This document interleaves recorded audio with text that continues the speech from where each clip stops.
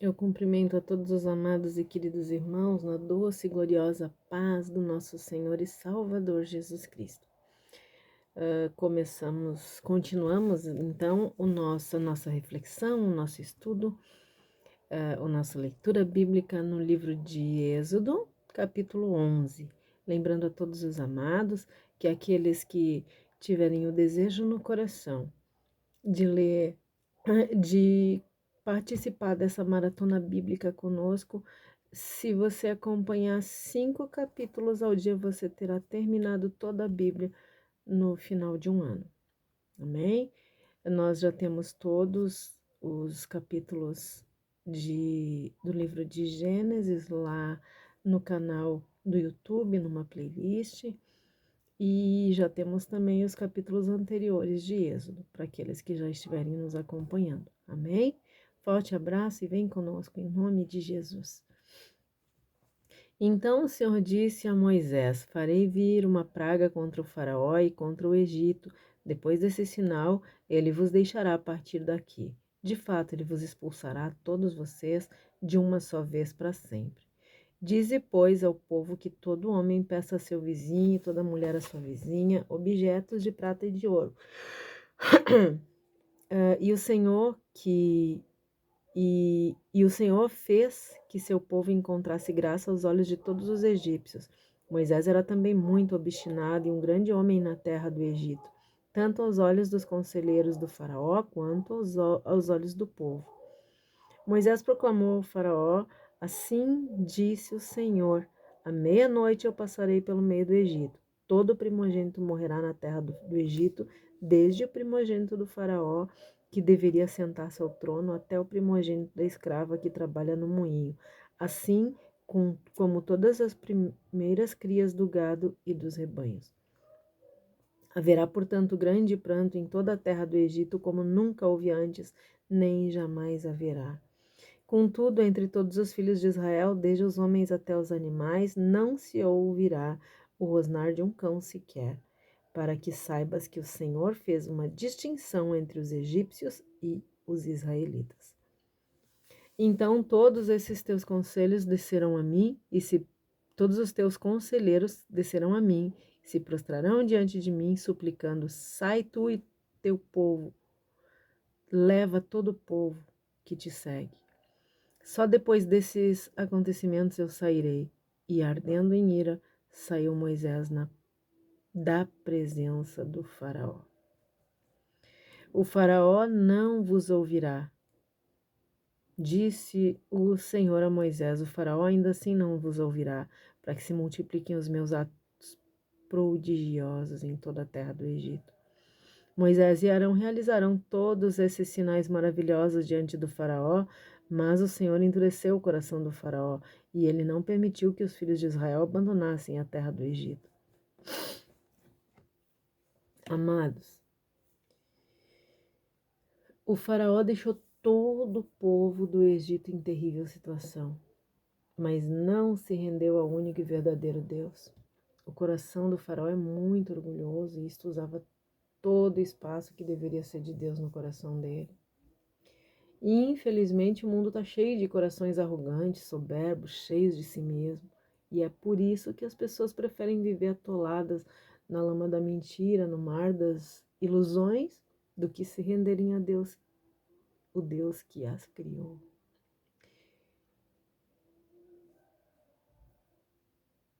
Para isto, queridos, essas pessoas usam todas as desculpas mais incabíveis possíveis, escolhendo as mentiras só por crerem nelas a vida inteira.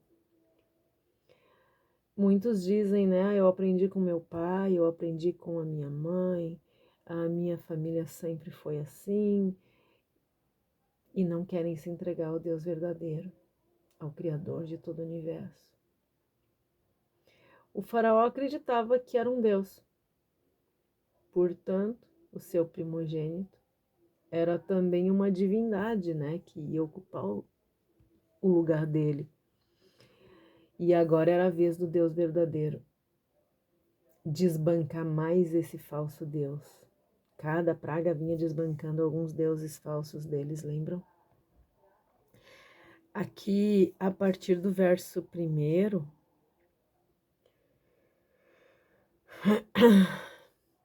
a partir do versículo 1º até o versículo 10, Deus vai mostrando, né, a Moisés o terrível futuro do Egito. E Moisés expõe tudo ao faraó, mas o orgulho, a teimosia do coração do faraó arruinaram seu império. Porque mesmo diante de todas as manifestações do Deus vivo, que cheio de misericórdia, estava chamando a sua atenção e convidando ele para se entregar para ele, ainda assim o homem tentava a sua força contra Deus, o Deus que o criou. Era uma criança pequena e mimada, que continuava esperneando e teimando, mesmo com o pai usando a vara. Queridos, quantas vezes a gente vê crianças assim, né? Quantas vezes isso é rebeldia. E a rebeldia não leva ninguém a nada. Ou, pior, leva para o fundo do poço. Leva para um buraco sem volta, para o inferno.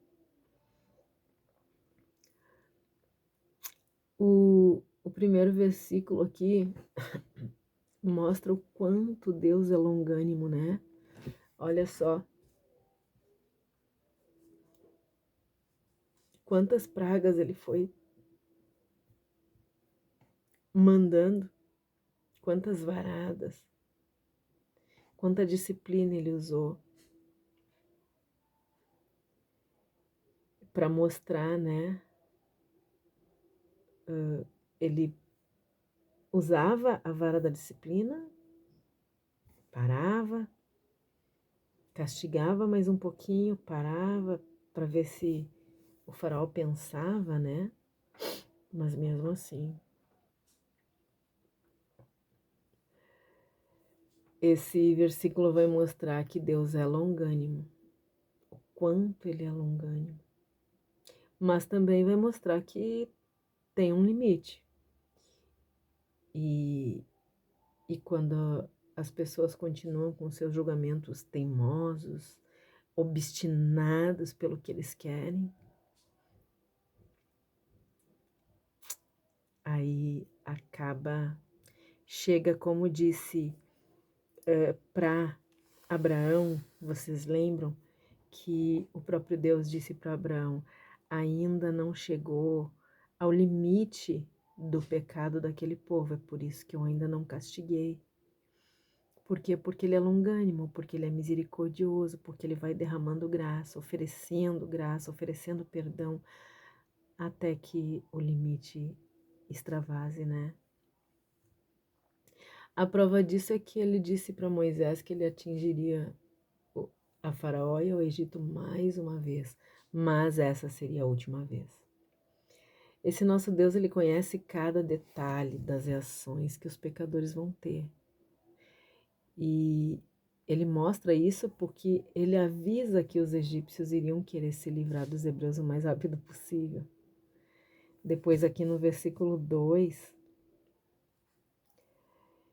nós vamos ver que Deus usa até mesmo a vida dos injustos quando ele precisa fazer justiça para o seu povo, né? Deus mandou que aqueles escravos que trabalharam sem salário por tanto tempo pedissem recursos aos egípcios e quebrantou o coração deles, fazendo com que eles agissem de forma generosa. Depois, aqui no verso 3, nós vamos ver Deus restaurando a reputação dos seus servos que foram tão humilhados. Detalhe, ele está restaurando a reputação dos seus servos que são humildes, dedicados e submissos. Moisés, que havia sido tão rejeitado até pelos israelitas, agora estava sendo admirado até pelos egípcios como um verdadeiro diplomata. Depois, aqui no versículo 4, até o versículo 7, nós vamos ver que Deus sempre avisa o que vai fazer. Sempre. Mesmo sabendo que os avisados vão rejeitar a sua mensagem, ele vai avisar. E aí depois no versículo 8, ele mostra Deus mandando Moisés informar a reação que os seus opositores vão ter diante das suas ações. Quer dizer, Deus falando, olha, eu vou fazer isso, mas eu sei que tu vai agir desta forma. Mesmo assim, eu vou fazer assim. Dando chance, dando graça para que se arrependa, oferecendo perdão. Se arrepende, eu vou fazer isso. Se tu não te render, eu vou fazer isso. Ele avisa que depois dessa última ação, todos os seus súditos vão dobrar os joelhos e vão implorar que Moisés e o seu povo saiam do Egito. Então, antes ele aprontou todas, né? Brincou com Deus, mas agora não, agora ele vai implorar. O versículo 10, o último versículo aqui, vai mostrar que Deus sabe que nenhum decreto vai mudar o coração de pedra do faraó, porque é um coração movido por raiva. Corações movidos por raiva não são quebrantados. O faraó não se convenceu que ele deveria se submeter ao Deus Criador e nem permitiria a saída dos hebreus de jeito nenhum. A raiva impulsionava.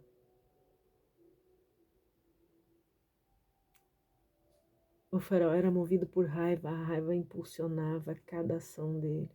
E foi a raiva que impulsionou ele a implorar que o povo fosse embora e o orgulho o levaria a voltar atrás. Ele era uma pessoa sem palavra, né? Ele falava e voltava atrás, falava e voltava atrás. Muitos, querido, apesar do sofrimento, não aprendem as lições espirituais. Preferem ver suas vidas e suas famílias destruídas e se dobrar diante dos insistentes apelos de Deus. Eles não querem se dobrar diante dos apelos de Deus. Eles não querem. Deus avisa, avisa, avisa. A Bíblia é cheinha, cheinha de avisos, querido. Cada lei de Deus tem um aviso junto, dizendo: não façam isso, porque se fizerem vai acontecer aquilo. Ele sempre avisa. As leis são para que a gente não peque, porque o pecado tem consequências sérias e Deus não quer, Ele não quer ver nós sofrendo. Só que muita gente, queridos, mesmo em todo sofrimento, elas não aprendem as lições espirituais, elas recebem as bênçãos, às vezes são curadas, às vezes têm a vida restaurada de várias formas, mas mesmo assim elas não se dobram. Elas preferem ver as suas famílias destruídas do que se dobrar diante dos apelos de Deus. Coisa triste, né? Muito triste isso. Mesmo quando o presente está mostrando claramente, mesmo quando a gente está olhando, sabe, o presente está projetando um futuro terrível. Mesmo assim, muitos escolhem continuar vivendo no engano. Não querem se dobrar ao Deus verdadeiro. E cada um tem direito de escolha, né? É claro que seria muito melhor para toda a humanidade se a criação fosse submissa ao Criador. Porque certamente quem nos criou sabe exatamente o que é melhor para cada um de nós. Queridos, só um insano não sabe disso. Que é claro que quem me criou sabe o que é melhor para mim. Assim como nós, pais, é claro que tem alguns pais terrestres que foram tão abandonados pelo pecado, tão marcados pelo pecado, pelas consequências do pecado, que não entram que não entram, né, nessa forma de a gente ver. Mas, no geral, nós pais sabemos sempre o que é melhor para cada um dos nossos filhos.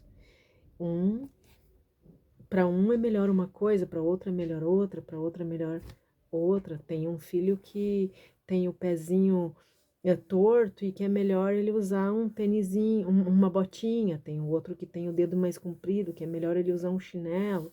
Tem outro que tem o pé mais gordinho, é melhor ele usar um tênis. Mais ou menos isso, né? Tem um filho que pode ficar sozinho em casa, tem outro filho que é muito arteiro, não pode ficar sozinho. Os pais sabem o que é melhor para os filhos normalmente, né? Nós cuidamos de dar mamadeira para os bebês, dar caldo mais forte conforme eles vão crescendo. Nós sabemos a hora que eles devem comer, brincar, dormir. Sabemos que algumas coisas eles não devem fazer porque eles vão se machucar. E sabemos que algumas coisas nós não devemos deixá-los fazer, porque mais tarde eles vão se machucar e nos machucar também. Se for preciso, queridos, e sempre que for preciso, Deus vai usar a vara da disciplina para proteger a sua criação. Isso é o que nós devemos fazer como pais também, né? Se for preciso, e sempre que for preciso, nós devemos usar a vara da disciplina para proteger os nossos filhos, assim como Deus faz com nós para proteger a sua criação. Cada vez que for necessário disciplinar o teu filho, querido, pensa que se Deus nos disciplina e Ele mandou nós disciplinar, nós devemos. O detalhe, queridos, é que toda a disciplina de Deus é sempre muito, muito cheia de graça e de misericórdia. Ele está disciplinando ao mesmo tempo em que Ele está oferecendo perdão e graça. E quando a gente aceita o perdão e a graça, a disciplina termina. Com o filho é assim, queridos. Quando ele aceita, quando ele entende o que tu está ensinando, quando ele se arrepende e aceita que a disciplina é para o bem dele, ele se volta, abraça o pai e a mãe e não volta a cometer os mesmos erros.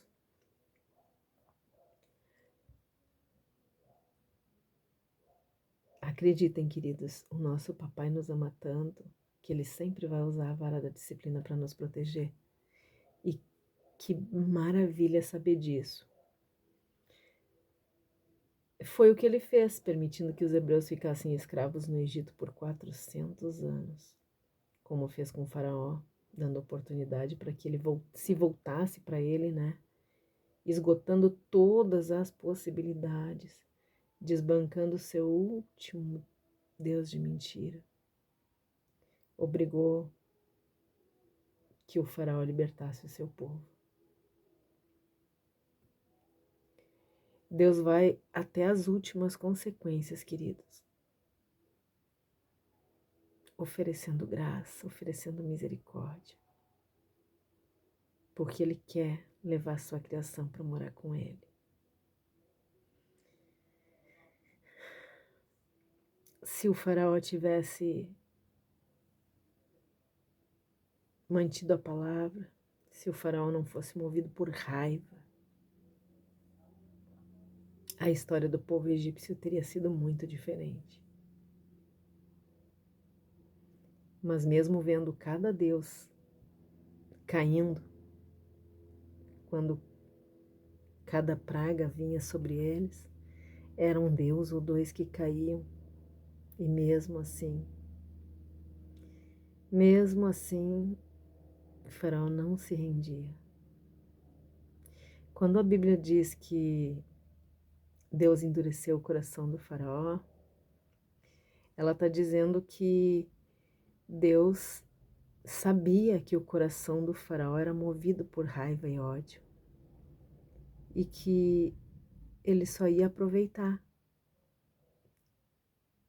para usar essa raiva, esse ódio, esse coração endurecido para mostrar o seu poder para todo o resto do povo, porque ele queria salvar os egípcios também. Queridos, se hoje ouvires a voz do Senhor te chamando, e você está ouvindo, se você está ouvindo esse vídeo, é porque você está ouvindo a voz do Senhor te chamando para salvar. Entrega teu caminho, confia nele e o mais tudo ele vai fazer. Se tu tá sofrendo, querido, talvez uma praga tenha assolado a tua casa, a tua família. Corre para Jesus, aceita a misericórdia e a graça, diga para ele hoje ainda: Senhor, me perdoa, eu andei em caminhos errados, mas agora eu ouvi a sua voz e eu quero entregar minha vida para o Senhor. E segue conosco nessa jornada para conhecer cada dia mais a vontade do teu Criador para a tua vida. Deus nos abençoe, nos guarde, faça resplandecer o seu rosto sobre todos nós, que Ele nos perdoe os nossos pecados e tenha misericórdia de todos nós. Um forte abraço e até o próximo capítulo, em nome de Jesus. Amém.